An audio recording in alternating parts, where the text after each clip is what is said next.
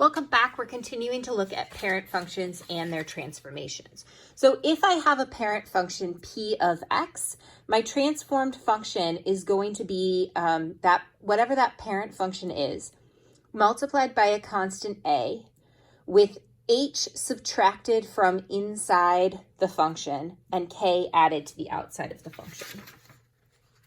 So looking at that in terms of the absolute value function, what that looks like is f of x is equal to a multiplied by the absolute value of x minus h with k added on the outside of that function.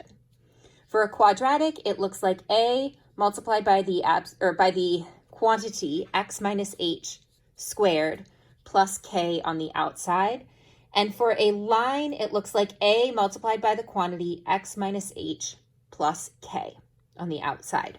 So in all of these cases, h is being subtracted from x inside the function. So here it's the absolute value, here it's the square, and here it's just x. A is multiplied by that function, a multiplied by the function, and k is added outside. So that's how we are going to identify what these a, h, and k are. But once we've identified what those are, we really want to be thinking about what does that mean. So we're going to start by looking at each of these components individually. So we're going to start by looking at a. So here I have my parent function that is the absolute value of x. And what a is going to do, a is out here. A is going to, so let me write what this is. So this is y is equal to a multiplied by the absolute value of x minus h plus k.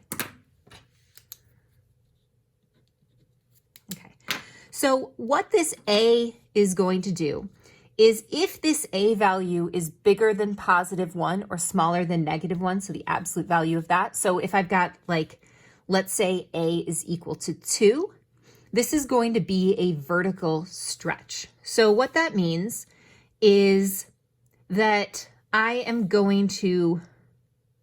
graph is going to get skinnier, or my points are going to, my y values related to the x values are going to go up. So this would be f of x is equal to 2 times the absolute value of x. So that's the first thing that it can do. If this value is big, my graph is going to get skinny. It's going to get stretched vertically. If that value is between 0 and 1, like say 1/2, my graph is going to get shrunk vertically, which is going to end up looking like it's getting wider.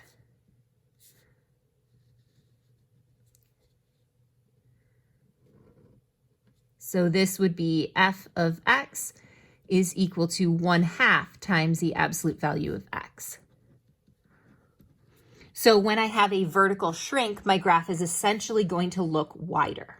Okay, so if that a value is bigger than 1, I get stretched, my graph gets skinny.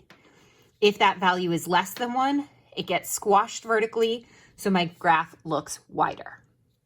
The other thing it can do is it can flip my graph over the x-axis.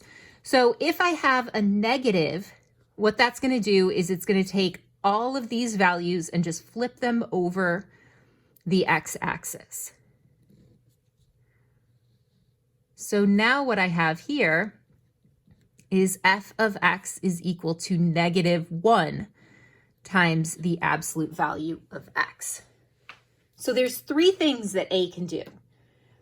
If a is bigger than 1, it's going to stretch vertically. If a is smaller than 1, it's going to squash vertically. And if a is negative, it's going to flip over. So you could imagine if I had -2, that it would get skinny and flip over my x-axis.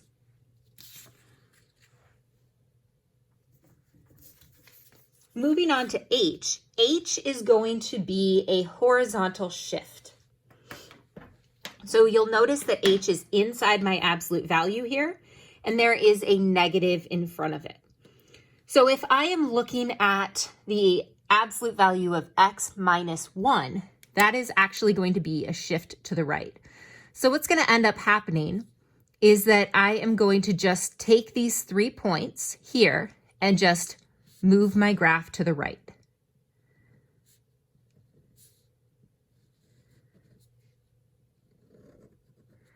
So this is g of x is equal to the absolute value of x minus 1.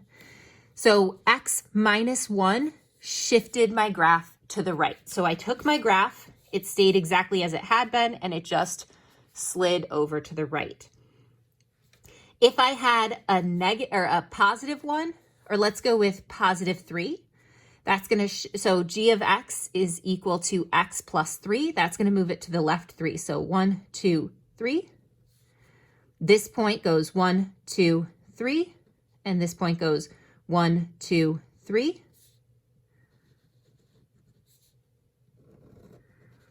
And this is the function g of x is equal to the absolute value of x plus 3.